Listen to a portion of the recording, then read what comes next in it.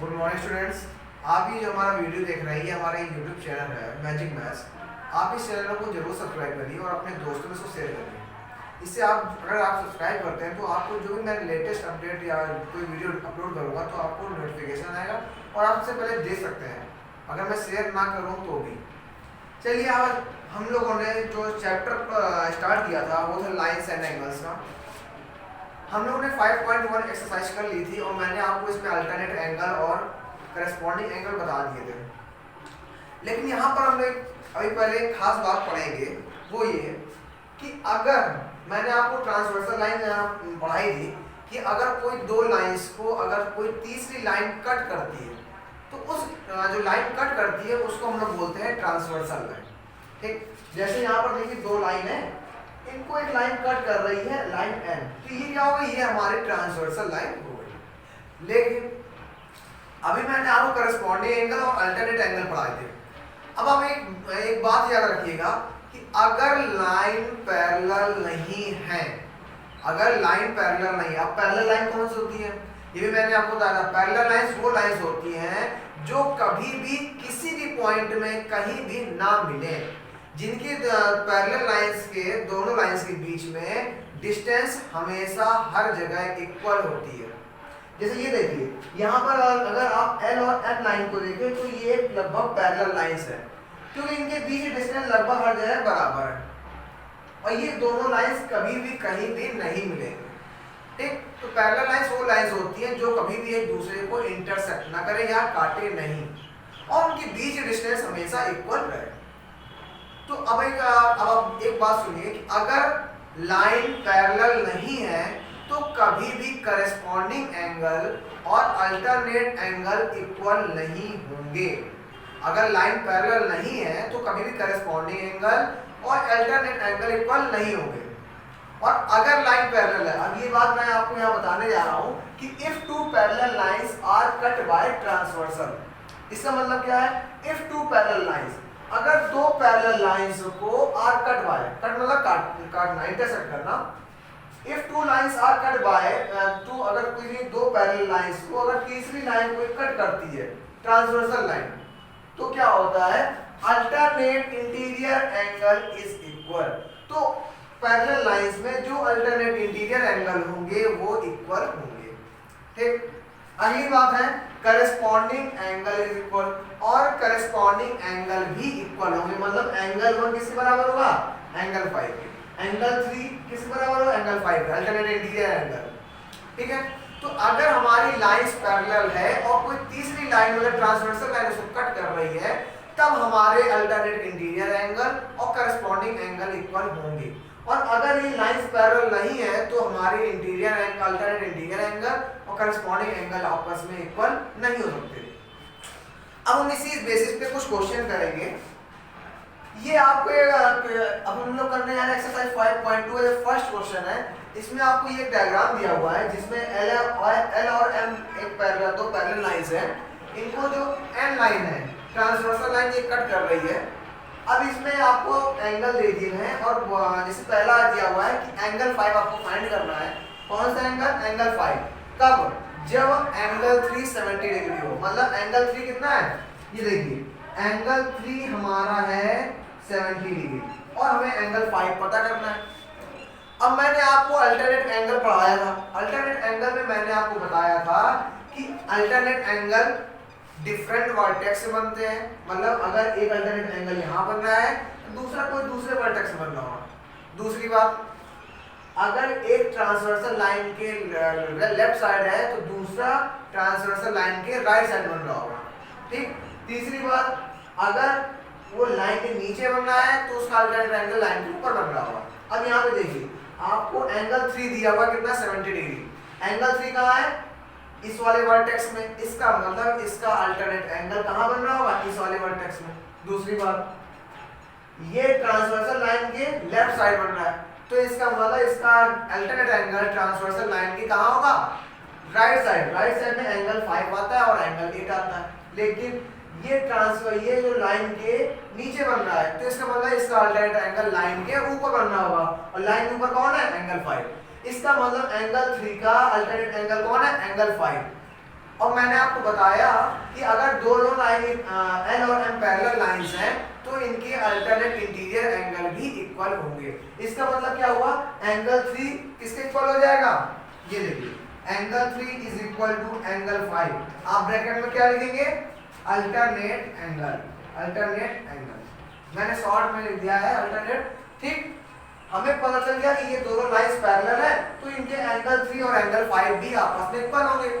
अब आपको एंगल 3 कितना दिया हुआ है, 70 डिग्री, और आपको फाइंड करना है एंगल 5। तो अगर एंगल 3 70 डिग्री है तो एंगल 5 भी 70 डिग्री होगा। क्यों, क्योंकि एंगल 3 एंगल 5 इक्वल है। तो आपका आंसर कितना आ गया, एंगल 5 कितना आ गया, 70 डिग्री। ये था पहला। अब हम लोग चलते हैं इसी के दूसरे पार्ट में। इसमें क्या देखते हैं, इसमें क्या कह रहा है, angle 4 when angle 5 is 60 degree. आपको एंगल 4 फाइंड करना है।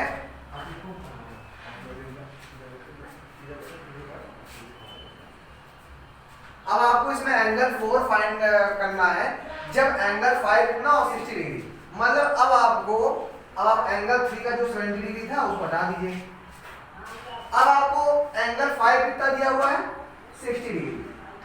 अब आपको फाइंड करना है एंगल 4। एंगल 4 मतलब ये वाला, ये आपको फाइंड करना है। अब आप थोड़ा सा दिमाग लगाइए, मैंने आपको अल्टरनेट एंगल और करस्पॉन्डिंग एंगल और वर्टिकली अपोजिट एंगल आपको पढ़ाए हैं। इसी में देखते हैं, और लीनियर पेयर भी मैंने आपको पढ़ाया है, लीनियर पेयर से कैसे सॉल्व करते हैं। अब देखिएगा इस क्वेश्चन को ध्यान से देखिएगा कैसे सॉल्व करेंगे। हमें एंगल 4 फाइंड करना है। अब एंगल 4 दो तरीकों से निकल सकता है।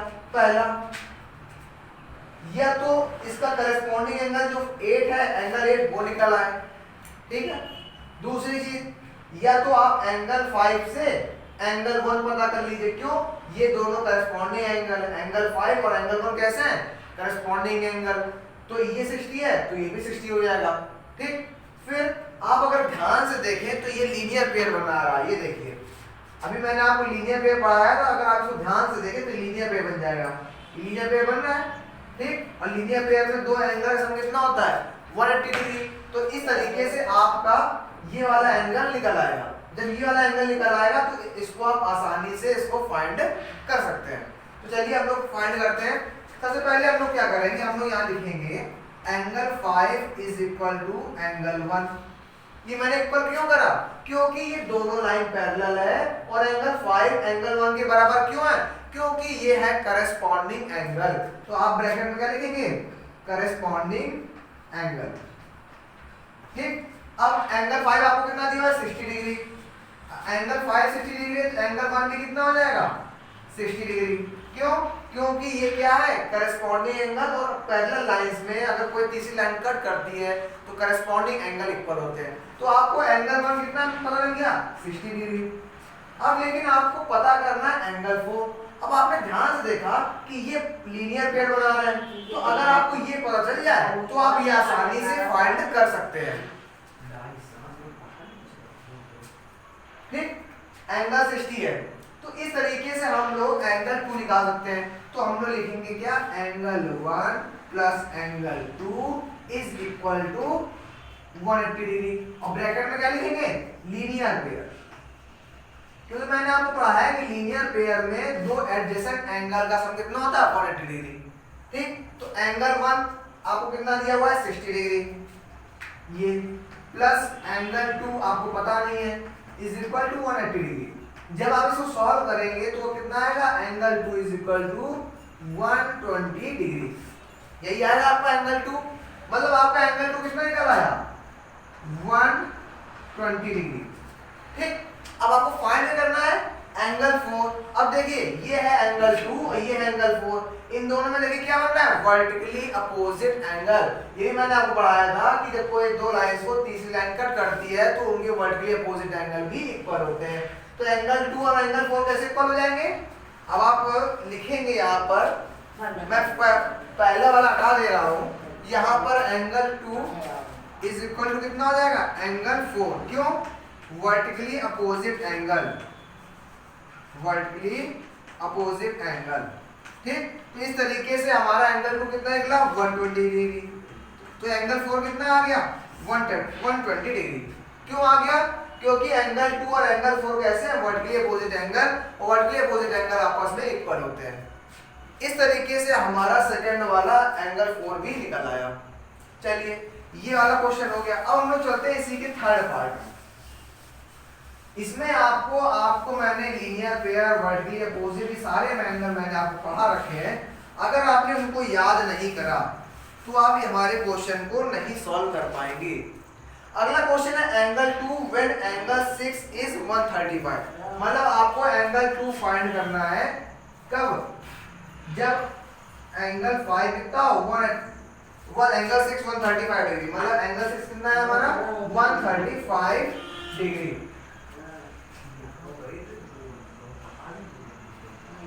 ठीक, एंगल 6 हमारा 135 डिग्री, और हमें क्या फाइंड करना है? एंगल 2, ये फाइंड करना है। ठीक है, तो देखिए अब आपने ध्यान से देखा कि एंगल 6 और एंगल 2 तो करस्पॉन्डिंग एंगल है। कैसे एंगल है? Corresponding angle. तो आप यहाँ पे लिखेंगे angle 2 is equal to angle 6। क्यों? क्योंकि ये हमारे करस्पॉन्डिंग एंगल है, और करस्पॉन्डिंग एंगल इक्वल होते हैं इसमें पैरेलल लाइंस में। तो एंगल 2 कितना दिया हुआ था? एंगल 6 आपको दिया है 135 डिग्री। तो इसी तरीके से एंगल 2 आपको कितना हो गया? 135, और आप ब्रैकेट में क्या लिखेंगे? Corresponding angle. इस तरीके से आपके ये सारे क्वेश्चन, ये 5.2 का फर्स्ट क्वेश्चन हो गया। आपको इसमें एक चीज याद रखनी है, मैंने आपको 3 vertically opposite angle, linear pair और अल्टरनेट एंगल और करस्पॉन्डिंग एंगल पढ़ा है। आपको मैंने इनके डायग्राम में पढ़ा है कि मतलब अल्टरनेट एंगल बनता है, कब करस्पॉन्डिंग एंगल बनता है, कब इक्वल होते हैं आपस में, कैसे लीनियर पेयर बनता है, एडजेसेंट एंगल क्या होते हैं। अगर आपने ये चीजें याद कर ली और पढ़ ली तभी आप इन क्वेश्चंस को सॉल्व कर पाएंगे। चलिए हम लोग चलते हैं आगे वाले क्वेश्चन में, जिसमें हमें एंगल 2 दिया हुआ है। लेकिन आप एक चीज जरूर याद रखेंगे कि अगर लाइंस पैरेलल नहीं है तो कभी भी अल्टरनेट इंटीरियर एंगल और करस्पॉन्डिंग एंगल इक्वल नहीं होंगे। और कब इक्वल होंगे? जब लाइंस पैरेलल होंगी तब। चलिए अब हमें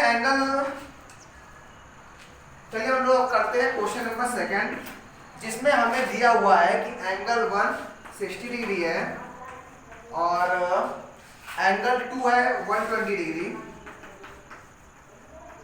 और आपको एंगल 4 दिया हुआ है कितना?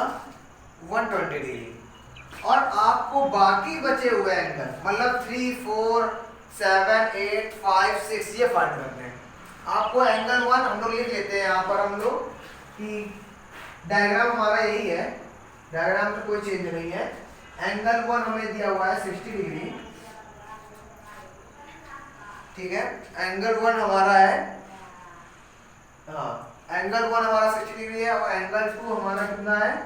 120 डिग्री, और एंगल 4 मतलब ये भी 120 डिग्री। अब आपको एंगल 5, 6, 7, 8 ये फाइंड करना है। बहुत ध्यान से देखिएगा ये क्वेश्चन को। सबसे पहली बार आप वर्टिकली अपोजिट एंगल में आएंगे तो इस तरीके से एंगल 1 और एंगल 3 इक्वल होंगे। क्यों? Vertically opposite angle. तो सबसे पहले हम यहाँ लिखेंगे angle 1 is equal to angle 3। क्यों? ब्रैकेट में आप लिखेंगे वर्टिकली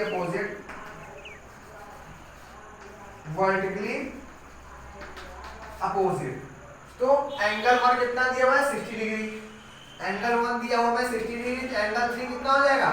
वो भी 60 डिग्री हो जाएगा। क्यों? क्योंकि ये वर्टिकली अपोजिट एंगल है, वर्टिकली अपोजिट एंगल आपस में इक्वल होते हैं। तो इस तरीके से हमारा एंगल 3 कितना निकल आया? 60 डिग्री। अब हम लोग बहुत ही आसानी से बाकी बचे हुए एंगल्स फाइंड कर सकते हैं। कैसे? आपको मैंने करस्पॉन्डिंग एंगल पढ़ा रखे हैं, चलिए देखते हैं कैसे। ये देखिए एंगल 2 का करस्पॉन्डिंग एंगल कौन होगा? एंगल 6। एंगल 2 का करस्पॉन्डिंग एंगल कौन होगा? एंगल 6। तो आप लिखेंगे angle 2 is equal to angle 6। क्यों? करस्पॉन्डिंग एंगल पैरेलल लाइंस में इक्वल होते हैं। तो ये 120 डिग्री, तो ये भी हो जाएगा कितना? 120 डिग्री हो गया। इसी तरीके से यहाँ पर angle 1 is equal to angle 5। क्यों? करस्पॉन्डिंग एंगल, तो ये भी कितना हो जाएगा? 60 डिग्री। ठीक है, अब angle 5 is equal to angle 7। क्यों? वर्टिकली अपोजिट एंगल, तो ये भी 60 डिग्री हो जाएगा। अब एंगल नहीं, angle 6 is equal to angle 8, क्यों? Vertically opposite angle 120 degree. बस क्वेश्चन सॉल्व हो गया। अब इसको आप दो तरीके सॉल्व कर सकते थे। जैसे आप ध्यान से देखें तो मैंने ऊपर दो में करस्पॉन्डिंग एंगल लगाया और नीचे के दोनों मैंने वर्टिकली अपोजिट एंगल का यूज करा। लेकिन आप चाहें तो इसको करस्पॉन्डिंग एंगल से भी पूरे को सॉल्व कर सकते थे। कैसे? देखिए, सबसे पहली बात, ये क्वेश्चन बहुत तरीकों से सॉल्व करता है। अगर आप ध्यान से देखें, मैंने एंगल 3 फाइंड कर लिया था, ठीक। इसके बाद मैंने यहाँ पर एंगल 1 और एंगल 5 लगाया, वो भी क्या? Corresponding angle. अगर हम चाहते तो अल्टरनेट एंगल का भी प्रयोग कर सकते थे। क्यों? अल्टरनेट इंटीरियर एंगल इक्वल होते हैं, तो उस हिसाब से एंगल 3 और एंगल 5 क्या है? अल्टरनेट इंटीरियर एंगल, तो ये भी इक्वल होते हैं, तो ये 60 डिग्री, तो ये भी 60 डिग्री, ठीक। इसी तरीके से अब देखिए, यहाँ पर हम लोग चाहते हैं तो angle 3 is equal to angle 7 बोल सकते हैं। क्यों? ये भी करस्पॉन्डिंग एंगल है, तो ये भी इक्वल होते हैं। इसी तरीके से अगर हम किसी क्वेश्चन को चाहें तो 2 या 3 तरीकों से सॉल्व कर सकते हैं। इस क्वेश्चन में हम हर चीज का प्रयोग कर सकते हैं, जैसे vertically opposite angle, corresponding angle, और ज्यादा है तो हम लोग इसमें वर्टिकली अपोजिट एंगल का भी यूज कर रहे हैं, ठीक। इस तरीके से आपके दोनों क्वेश्चन हो जाते हैं। अब हम लोग चलते हैं क्वेश्चन नंबर 3 में। वो भी बहुत आसान है। इस आप 5.2 या 5.1 में आप ध्यान से अगर देखें तो सभी में इसी का यूज करा गया है। क्या नाम है? वर्टिकली अपोजिट एंगल या करस्पॉन्डिंग एंगल, और ज्यादा से ज्यादा लीनियर पेयर। इससे ज्यादा किसी का यूज नहीं करा गया है। अब क्वेश्चन नंबर 3 में चल रहे हैं। क्वेश्चन नंबर 3 में हमारा डायग्राम यही है, ठीक। अब हम लोग चलते हैं आगे वाले क्वेश्चन में, जिसमें डायग्राम हमारा यही है और हमें क्वेश्चन दिया हुआ है, उसको देखते हैं हम लोग। इसमें हमें बोला गया है कि L is parallel to M। ये बहुत जरूरी लाइन है। ये लाइन अगर नहीं है, या आपको क्वेश्चन ने नहीं बोला है कि L is parallel to M, इसका मतलब क्या है? L और M लाइन आपस में पैरेलल है। ये जो साइन होता है, ये डबल डॉट वाला, ये होता है पैरेलल का साइन। किसका साइन होता है? पैरेलल साइन का, ठीक। इस तरीके से आपको सबसे पहले ये चेक करना है क्या क्वेश्चन में इन दो लाइंस को पैरेलल बोला गया है कि नहीं बोला गया है। अब हम लोग को बोला गया है कि L is parallel to M and N is a transversal. N transversal है हमारी, कोई दिक्कत नहीं है। अब आपको दिया हुआ है एंगल 5। क्या दिया हुआ आपको? एंगल 5 दिया हुआ है 2x। एंगल 5 आपको दिया हुआ है 2x plus 40 degree, 2x plus का 40 डिग्री, ये आपको दिया हुआ है। और आपको एंगल 1 दिया हुआ है 3x प्लस का 20 डिग्री, ये आपको दे दिया गया है। और आपको x की वैल्यू फाइंड करनी है, ठीक। और आपको एंगल 5 भी फाइंड करना है। ये देखिए, सबसे पहली बात आपको L is parallel to M बोला गया है, मतलब L लाइन M के पैरेलल है। दूसरी बात, आपको एंगल 5 और एंगल 1 आपको दे दिए गए हैं, इसमें आपको x की वैल्यू फाइंड करनी है। और दूसरी चीज, आपको एंगल 5 भी फाइंड करना है। तो सबसे पहले अपने डायग्राम को ध्यान से देखते हैं। तो L is parallel to M में बोल चुका है क्वेश्चन।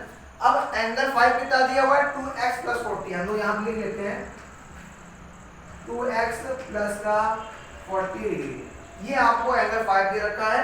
फिर हमें एंगल 1 कितना दिया हुआ है? 3x plus 20 degree, 3x plus का 20 डिग्री, ये हमें एंगल 5 और एंगल 1 दे रखा है। अगर आप डायग्राम को ध्यान से देखें तो हमें कहीं ना कहीं क्या लग रहा है? Corresponding angle. क्यों?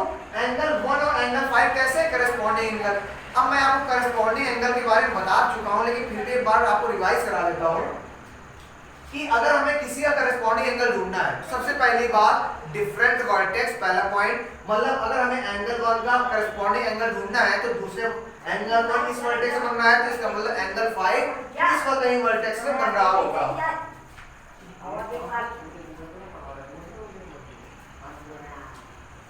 ठीक, इस तरीके से हमारा डिफरेंट वर्टेक्स मतलब एंगल 1 अगर इसमें इस वर्टेक्स बन रहा है तो एंगल 5 इस वर्टेक्स बन रहा होगा।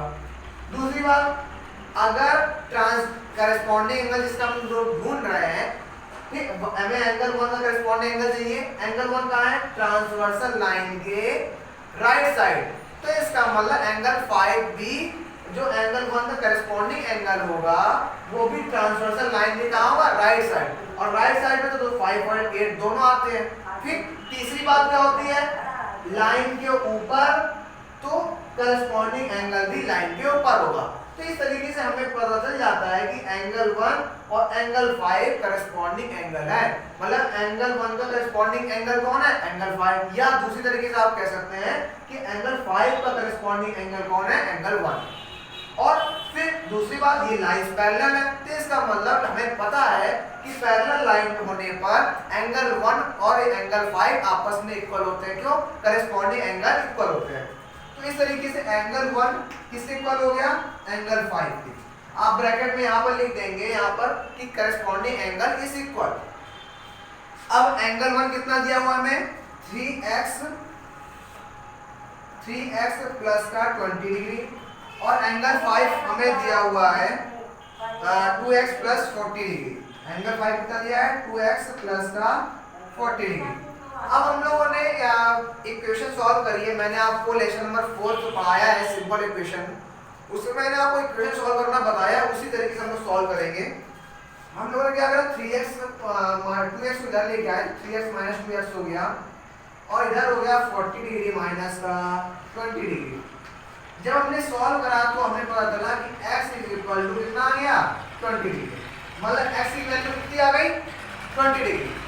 ठीक, तो हमें क्वेश्चन में हमें x की वैल्यू फाइंड करनी थी, तो x की वैल्यू कितनी निकल आई, 20 डिग्री। अब हम लोग यहाँ पे लिख देंगे, जहाँ क्वेश्चन मार्क हमने लगाया है यहाँ पर हम लोग क्या लिख देंगे, x is equal to 20 degree. अब दूसरी बात, क्वेश्चन हमसे ये भी गई थी कि आप एंगल 5 भी फाइंड करिए। चलिए हम लोग एंगल 5 फाइंड करते हैं, इसको हम लोग हटा देते हैं। अब हम लोग निकालते हैं angle 5।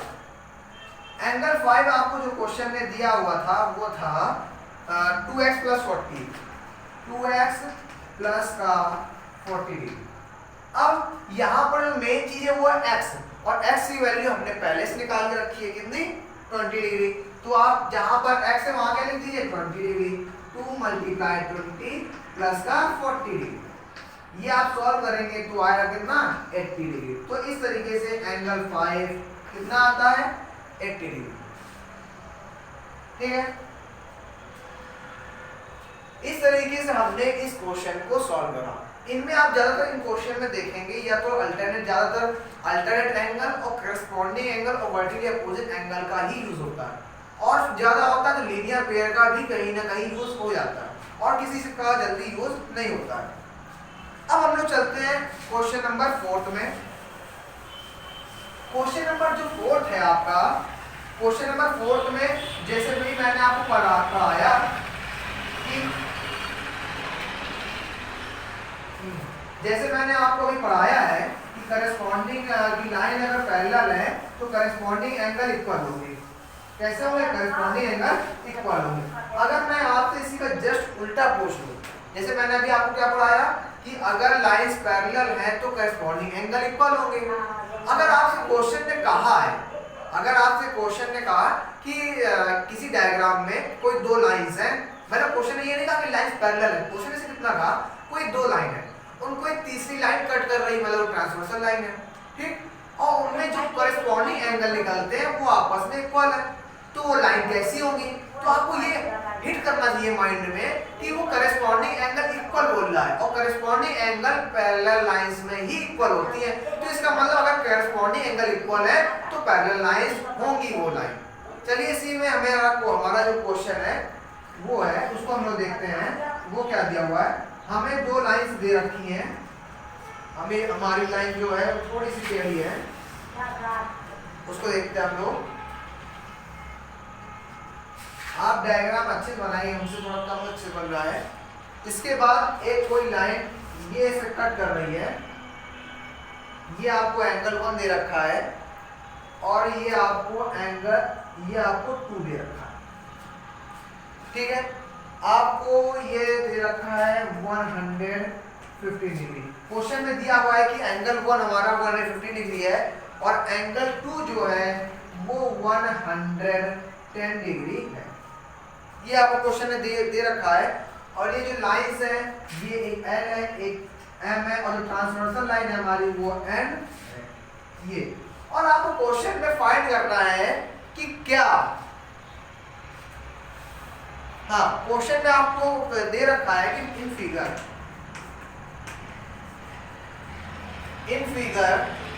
L is parallel to M, L is parallel to M and N is transversal, ये आपको क्वेश्चन में दे रखा है। फिर लास्ट में आपसे पूछा गया है कि इज, आपको ये क्वेश्चन बहुत इंपॉर्टेंट है, is L is parallel to M, is मतलब क्या है कि क्या L के पैरेलल M है, ये आपको फाइंड करना है। ये आप कैसे फाइंड करेंगे, ये देखिए आपको क्वेश्चन में क्या दे रखा है कि ये डायग्राम दे रखा है और आपसे क्वेश्चन ने कहा है कि ये एंगल 1 150 डिग्री है और एंगल 2 110 डिग्री है। अब आपको इसको फाइंड करना है। अब देखिए इसमें क्या कलाकारी हम लोग कर सकते हैं, देखिए ध्यान से। अगर मान लीजिए अगर ये लाइंस पैरेलल होती, हम लोग मान लेते हैं कि L M के पैरेलल है। क्वेश्चन में देखिए यहाँ पर दे रखा है कि L is parallel to M है और बाद में हमसे वो पूछ रहा है कि L और M पैरेलल है क्या। तो चलिए हम लोग लेते हैं कि L और M पैरेलल है। तो अगर L और M पैरेलल है तो एंगल 2 और ये वाला एंगल कितना हो जाएगा, अगर एंगल 2 110 डिग्री है तो ये वाला भी एंगल 110 डिग्री होगा। क्यों? क्योंकि ये वर्टिकली अपोजिट एंगल है और वर्टिकली अपोजिट एंगल हमेशा इक्वल होते हैं। इतना हो गया। अब आप ध्यान से देखिए, अगर ये एंगल 110 डिग्री है तो ये एंगल भी 110 डिग्री होना चाहिए। क्यों? क्योंकि एंगल ये एंगल 1 और ये वाला एंगल करस्पॉन्डिंग एंगल है और हमें पता है कि पैरेलल लाइंस में करस्पॉन्डिंग एंगल इक्वल होते हैं। लेकिन यहाँ पर आप ध्यान से देखिए, यहाँ तो एंगल 1 आपको 150 डिग्री दे रखा है, यहाँ पर आपको 110 डिग्री आ रहा। इसका मतलब ये दोनों आपस में इक्वल नहीं है और ये लाइंस पैरेलल नहीं हो सकती है। क्योंकि अगर ये लाइंस पैरेलल होती तो एंगल 1 150 डिग्री है तो ये वाला एंगल भी 150 डिग्री ही निकलता। तो यहाँ से हमें ये पता चलता है कि एंगल 1 इज नॉट एंगल, इसको हम लोग चलिए नाम दे देते हैं 1 2, इसको हम लोग कोई एंगल दे देते हैं 5, इसको हम लोग अपनी तरफ से कोई एंगल दे देते हैं एंगल 5। तो हम लोग लिखते हैं angle 1 is not equal to angle 5, so L is not parallel to M, L is not parallel to M। आपने फिर एक बात समझ लीजिए, आपको क्वेश्चन ने ये कहा था कि L और M पैरेलल है और N ट्रांसवर्सल, ये कंडीशन आपको दी थी। ये कंडीशन उनकी तरफ से पूरी कंफर्म नहीं है, ये उन्होंने कंडीशन दी है कि अगर मान लीजिए L और M पैरेलल है और N कोई ट्रांसवर्सल लाइन है तो क्या, ये देखिए यहाँ पर क्वेश्चन बोला है is L is parallel to M, क्या L और M पैरेलल लाइंस है, ये आपको फाइंड करना है, ये आपको देखना है कि L is parallel to M है या नहीं है। तो हमने देखा कि अगर एंगल 2 ये 110 डिग्री है तो ये वाला एंगल भी 110 डिग्री होना चाहिए। क्यों? क्योंकि ये करस्पॉन्डिंग, ये वर्टिकली अपोजिट एंगल है। ठीक, तो हमारा एंगल 110 डिग्री निकल आया और इसको हमने थोड़ा सा नाम दे दिया एंगल 5। ठीक, अब अगर ये एंगल 1 है तो ये एंगल 5 के ऊपर होना चाहिए। क्यों? करस्पॉन्डिंग एंगल है और पैरेलल लाइंस अगर ये होती तो करस्पॉन्डिंग एंगल हमेशा इक्वल होते हैं, लेकिन ये करस्पॉन्डिंग एंगल तो देखिए आप इक्वल निकल ले रहे हैं, इसका मतलब L और M लाइन पैरेलल नहीं है। ठीक, तो आप इसका आंसर क्या लिखेंगे कि L is not parallel to M। ये आप यहाँ पे जो बोला गया है क्या L और M पैरेलल है, तो आप आंसर देंगे नो। ठीक, इस तरीके से हमारा क्वेश्चन नंबर 4 खत्म होता है और हम लोग करते हैं क्वेश्चन नंबर 5। क्वेश्चन नंबर 5 बहुत ही आसान है, बहुत ही ज्यादा सरल। बस आप इन सभी क्वेश्चन में एक चीज अगर आपने देखी हो ध्यान से कि सभी जगह कहीं ना कहीं हमारी अल्टरनेट एंगल, करस्पॉन्डिंग एंगल और क्या नाम है वर्टिकली अपोजिट एंगल, यही सब का यूज करा गया। अब हम लोग चलते हैं दूसरा क्वेश्चन। ये क्वेश्चन बड़ा ही इजी है लेकिन आपको देखने में थोड़ा सा खतरनाक लग रहा होगा कि हाँ ये थोड़ा सा ऐसा बना हुआ है तो आप इसको कैसे करेंगे। ये आप ध्यान देंगे कि एक M बना हुआ है, क्या बना हुआ है M। ठीक, और ये लाइन ऊपर वाली लाइन L है, ये लाइन M है और आपको क्वेश्चन ने ये एंगल, ये देखिए ध्यान से, ये एंगल आपको X दे रखा है और ये वाला एंगल y दे रखा है। अब देखिए ध्यान से, इन्होंने dot dot dot dot dot dot ये दिया। This is the most important diagram, ये जो मैं डॉट डॉट कर रहा हूँ, ये तो अभी आपको क्वेश्चन में दे रखा है, अभी आप आगे क्वेश्चन पढ़ेंगे तो आपको सिर्फ ऐसा डायग्राम दिया होगा, डॉट डॉट डॉट अभी जो दिया है बुक ने वो नहीं देगा, ये आपको अपनी तरफ से ड्रॉ करना होगा, अपना दिमाग यूज करना होगा, ठीक। और आपको इन्होंने क्या बोला है, एंगल 1 और ये एंगल 2, ये आपको क्वेश्चन में दे रखा है। और आपको करना क्या है, आपको रिलेशन फाइंड करना है। क्वेश्चन बोला है फाइंड रिलेशन, मतलब आपको रिलेशन फाइंड करना है किसके बीच बीच में, between angle 1 plus angle 2 is equal to कितना है, 82 डिग्री। मतलब आपको क्वेश्चन में कहा है आपको इस डायग्राम के हिसाब से एंगल 1 और angle 2 angle 1 plus angle 2 is equal 82 degree दिया हुआ है, तो आपको डायग्राम के हिसाब से इसमें रिलेशन फाइंड करना है, ठीक। चलिए हम लोग इस क्वेश्चन को सॉल्व करते हैं। ये क्वेश्चन बहुत ही ज्यादा इजी है, इसमें कुछ भी नहीं है, उससे तो ज्यादा सरल ही है। आप देखिए मैंने, अब आप क्या करिए, थोड़ी से ये जो लाइन है इसको थोड़ा सा और आगे बढ़ा दीजिए। ऐसे डायग्राम में हम लोग क्या करते हैं, अपनी तरफ से कुछ चीजें ड्रॉ करते हैं, तभी हमें वो फाइंड कर पाते हैं हम लोग। अब चलिए, अब देखिए यहाँ पर ये अगर एंगल x है तो ये भी कैसा होगा, ये भी एंगल x होगा, अल्टरनेट एंगल, ठीक।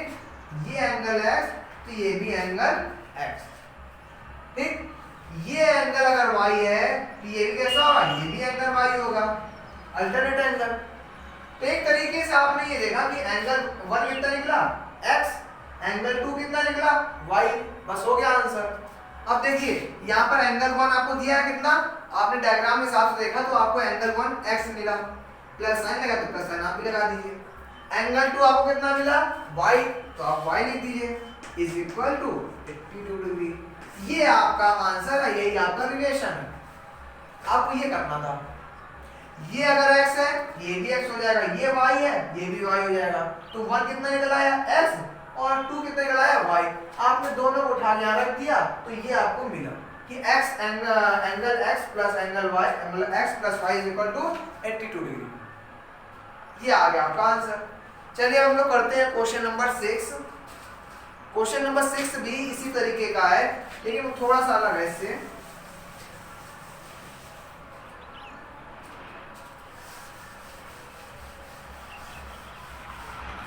चलिए क्वेश्चन नंबर जो 6 है उसमें थोड़ा सा डायग्राम थोड़ा सा अलग करा गया है। इसका डायग्राम थोड़ा सा डिफरेंट है। ये इस तरीके का डायग्राम क्वेश्चन ने हमें दे रखा है और उन्होंने ये इसको ऐसे डॉट डॉट डॉट डॉट करके दिखाया है, ठीक है। और ये एंगल उन्होंने 115 डिग्री दे रखा है हमें, और ये पूरा ध्यान से ये पूरा हमें दे रखा है x, और हमें ये दे रखा है 110 डिग्री, और ये जो पॉइंट है जहाँ पे दो लाइन मिल रही है इनको दिया गया है O, और इस लाइन को बोला गया है P बोला गया है, और ये ऐसे इन्होंने, और ये जो यहाँ पर इन्होंने दे रखा है B, इसको इन्होंने B बोला है और इसको इन्होंने D बोला है, यहाँ पर A और यहाँ पर C। ये हमारा डायग्राम है और इसमें आपको हमें बोला गया है कि AB is parallel to CD, मतलब क्वेश्चन हमें दे रखा है कि AB लाइन, ये AB CD के पैरेलल है, मतलब ये दोनों लाइन आपस में कैसी है, पैरेलल है। अब आपको फाइंड करना है, इसमें आपको x की वैल्यू फाइंड करनी है। किसकी वैल्यू फाइंड करनी है, आपको x की वैल्यू। अब इसमें हम देखेंगे कि x की वैल्यू कितनी निकलेगी। चलिए हम लोग सबसे पहले फाइंड करते हैं कि कैसे x की वैल्यू निकलेगी।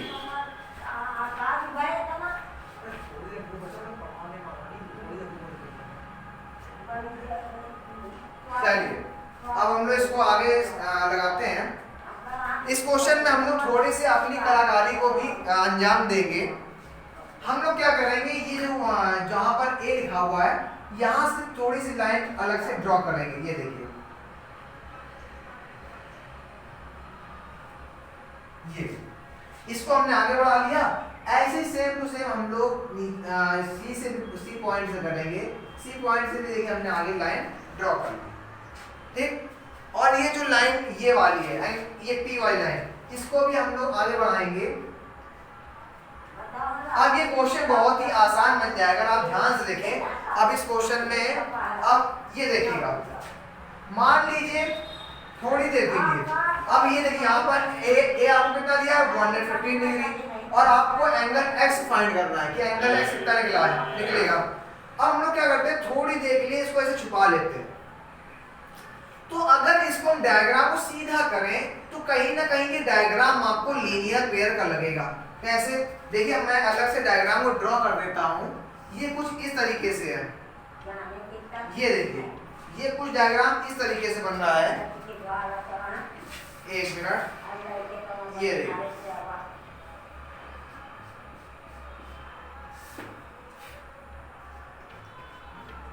ये देखिए, ये डायग्राम कुछ इस तरीके से, ये आपको एंगल को 115 डिग्री दे रखा है और ये एंगल ए दे रखा है। अब अगर आप इस डायग्राम को अगर सीधा करें तो ये आपको लीनियर पेयर मिलेगा, और लीनियर पेयर में दोनों एडजेसेंट एंगल का सम कितना होता है 180 डिग्री।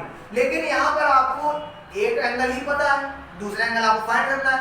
दूसरा एंगल फाइंड करने का सबसे बढ़िया तरीका मैंने आपको बताया है कि अगर एक एंगल की लीनियर पेयर में दो एंगल का सम कितना होता है, एडजेसेंट एंगल का सम 180 डिग्री। तो अगर एंगल 115 डिग्री है और लीनियर पेयर बना ही रहा है तो आप क्या करें, 180 में से 115 आप घटा दीजिए, कितना निकलेगा 10 5 5 7 1 हो गया 6, मतलब ये आपको टोटल 65 डिग्री निकला। ये ठीक। अब हम लोग क्या करेंगे, ये हमें 65 मिल चुका है। अब इसी तरीके से हम लोग नीचे काम करेंगे। अभी हमें सी पर कितना दे रखा है 110 डिग्री, अब हमें ये निकालना है। तो अगर आप इसको भी ध्यान से देखें तो ये भी कहीं ना कहीं लीनियर पेयर बना रहा है। ये देखिए, आप अगर आपको थोड़ी देर भूल जाए तो ये देखिए कहीं ना कहीं लीनियर पेयर बना रहा है। तो आपको एक एंगल कितना दे रखा है 110 डिग्री, तो इसको भी हम लोग कैसे निकाल सकते हैं, 180 में से 110 सब्ट्रैक्ट कर देंगे। क्यों, क्योंकि लीनियर पेयर है और लीनियर पेयर में दो एडजेसेंट एंगल का सम कितना होता है 180 डिग्री। तो ये 110 डिग्री है, तो ये कितना निकल आएगा 70 डिग्री। बस अब हमारा क्वेश्चन बहुत ही आसान हो गया, हमें कोई भी दिक्कत नहीं है। अब आप देखिए इसको ध्यान से, ठीक। अब देखिएगा, ये अगर एंगल 70 डिग्री है तो ये एंगल भी 70 डिग्री होगा। क्यों, अल्टरनेट एंगल, और ये पैरेलल लाइन से, ये आपको क्वेश्चन में बोल रखा है कि AB is parallel to CD, मतलब AB लाइन CD क्या है, पैरेलल है। और पैरेलल लाइंस में अल्टरनेट एंगल कैसे होते हैं, इक्वल होते हैं। इस तरीके से हमारा एंगल, ये वाला एंगल इस एंगल के इक्वल हुआ। अब इसी तरीके से ये वाला एंगल, ये एंगल अगर 65 डिग्री है तो ये एंगल भी 65 डिग्री होगा। क्यों, क्योंकि हमें क्वेश्चन है क्यों कि पैरेलल लाइंस में अल्टरनेट एंगल इक्वल होते हैं। अब हमें फाइंड क्या करना था, अब देखिए, अब हमने ये तो फाइंड कर लिया कि कौन सा एंगल कितना है। अब मैं क्वेश्चन ने कहा था कि आप x की वैल्यू निकालिए। अब आप ध्यान से देखिए, अगर x की वैल्यू, x क्या है, पूरा है, x क्या है, ये पूरा x है, ये देखिए ये पूरा x है। और आपने क्या करा, आपने इतने की वैल्यू 65 निकाली और इतने की वैल्यू 70 डिग्री, लेकिन x कितना है, x पूरा है। तो एक हिसाब से आपका x किससे इक्वल आएगा, 65 डिग्री प्लस का 70 डिग्री। जब आप इन दोनों को ऐड करते हैं तो आएगा 135 डिग्री। ये हुआ आपका आंसर। ऐसे क्वेश्चन में, जिन क्वेश्चन में हमें एंगल नहीं पता होता है या कुछ करना होता है तो हम लोग क्या करते हैं, अपनी तरफ से कुछ ड्रॉ करते हैं। जैसे यहाँ पर हमने क्या करा, ये जो ए के बाद जो लाइन थी हमने इसको बढ़ा दिया, इधर हमने सी से बढ़ाया, तो हमने ध्यान से देखा ये लीनियर पेयर का डायग्राम बन रहा है, लीनियर पेयर का, और इधर भी लीनियर पेयर बन रहा है। तो हम लोगों ने क्या करा, एंगल 150 हमें ये दे रखा था तो हमने एंगल 60 ये वाला एंगल फाइंड करा। कैसे, लीनियर पेयर में दो एंगल का सम कितना होता है 180 डिग्री, दो एडजेसेंट एंगल का सम। तो ये अगर एक एंगल 115 है तो दूसरा आप आसानी से फाइंड कर सकते हैं। कैसे? 180 से 115 माइनस करेंगे तो कितना आएगा? 65 डिग्री। अब अगर ये 65 है तो ये भी 65 है। क्यों? Alternate angle. इसी तरीके से हमने यहाँ देखा ये भी लीनियर पेयर बना रहा है, तो हमने क्या करा, इसको भी एंगल फाइंड करा, तो ये हमारा एंगल 70 निकला। अब ये 70 है तो ये भी 70 और क्यों? Alternate angle. और फिर हमें वैल्यू फाइंड करनी थी x की। x कैसे है हमारा? ये x पूरा है हमारा, तो 65 प्लस 70 किसके इक्वल होगा? x के। तो जब हमने सॉल्व करा तो कितना निकला? 135 डिग्री। तो इस तरीके से हमने आपको 5 पॉइंट के पूरे क्वेश्चन मैंने आपको डिटेल में बता दी। अब आपको इसको आसानी से लिखना है, जहां पर आप अब देखिए क्वेश्चन में करने से पहले हम जिस क्वेश्चन में जो लगाएं, जैसे मैंने कहीं करस्पॉन्डिंग एंगल का यूज करा तो आप वहां ब्रैकेट में लिखेंगे corresponding angle due to corresponding angle. जहां वर्टिकली अपोजिट एंगल का यूज करें वहां बताएंगे इसको हम लोग वर्टिकली अपोजिट से यूज कर रहे हैं। इस तरीके से आप जो जहां यूज करें उसके आगे लिखें भी कि इसका इसमें आप क्या यूज कर रहे हैं, वर्टिकली अपोजिट एंगल या लीनियर पेयर। नहीं तो अगर जो कॉपी चेक कर रहा है उसको कैसे पता होगा? उसको ये नहीं पता है कि इसमें आप क्या यूज कर रहे हैं। ठीक, तो आपको दिखाना है ये आपको, ताकि जो आप कॉपी चेक करे उसको लगे कि आपको ये आता है, आपको ये पता है कि ये लीनियर पेयर बन रहा है, आपको ये पता है कि लीनियर पेयर में दो एडजेसेंट एंगल का सम 180 डिग्री होता है। और ये कैसे होगा इक्वल? क्योंकि ये अल्टरनेट एंगल है। तो इस तरीके से आप क्या कर रहे हैं, जितनी भी मैंने आपको डेफिनेशन लिखाई है, लाइन सेगमेंट, रे और क्या कॉम्प्लीमेंट्री एंगल, सप्लीमेंट्री एंगल और वर्टिकली अपोजिट एंगल, क्या एडजेसेंट एंगल कौन होते हैं, ट्रांसवर्सल लाइन क्या होती है, अल्टरनेट एंगल क्या होते हैं, करस्पॉन्डिंग एंगल क्या होते हैं, और फिर उन सभी का जो यूज करना है आप क्वेश्चन में कर लेना है। और आप एक बात का जरूर याद रखें, मैं आपको 2 बार बता चुका हूं, तीसरी बार मैं फिर वही बता रहा हूं कि पैरेलल लाइंस अगर हैं तभी करस्पॉन्डिंग एंगल इक्वल होंगे, वरना करस्पॉन्डिंग एंगल अगर पैरेलल लाइंस नहीं है तो करस्पॉन्डिंग एंगल और अल्टरनेट इंटीरियर एंगल भी आपस में इक्वल नहीं होंगे। ये बात आप जरूर याद रखिएगा। अगर आप ये सब चीजें याद करके क्वेश्चन करेंगे तो आपको इन सारे क्वेश्चन में कोई भी प्रॉब्लम नहीं होगी। और आपको ये भी देखना है कि लीनियर पेयर का डायग्राम कैसे बनता है, ये भी आपको देखना है। ये नहीं कि बस हमें ये पता है कि लीनियर पेयर में 180 डिग्री होता है, दोनों एडजेसेंट एंगल का सम, लेकिन आपको पता होना, क्यों? क्योंकि हम लोग यहाँ पे डायग्राम में सॉल्व करते हैं। अगर हमें ये ना पता होता कि लीनियर पेयर का डायग्राम कैसे होता है या कैसे एडजेसेंट एंगल होते हैं तो हम ये इनको फाइंड नहीं कर सकते थे। क्यों? क्योंकि हमें यहाँ पे कुछ ना कुछ डायग्राम में कुछ अलग से कुछ कलाकारियां करनी पड़ती हैं। और कलाकारी तब कर सकते हैं जब हमें पता हो कि जब हम ध्यान से देखेंगे तो हमें पता चल सकता है कि अगर इसको आगे बढ़ा दें, लाइन इंक्रीज करते तो ये लीनियर पेयर बना सकता है, इसको हम आगे बढ़ा दें तो ये लीनियर पेयर बना सकता है, तो ये हम आगे काम करेंगे। अगर हमें पता ही नहीं होगा कि ये लाइन लीनियर पेयर का डायग्राम कैसा है तो हम उसमें कुछ भी नहीं कर सकते उसमें हम। इस तरीके से हमें इन सारे क्वेश्चन को, सारी बातों को याद करते हुए हम इस क्वेश्चन को आसानी से सॉल्व करेंगे।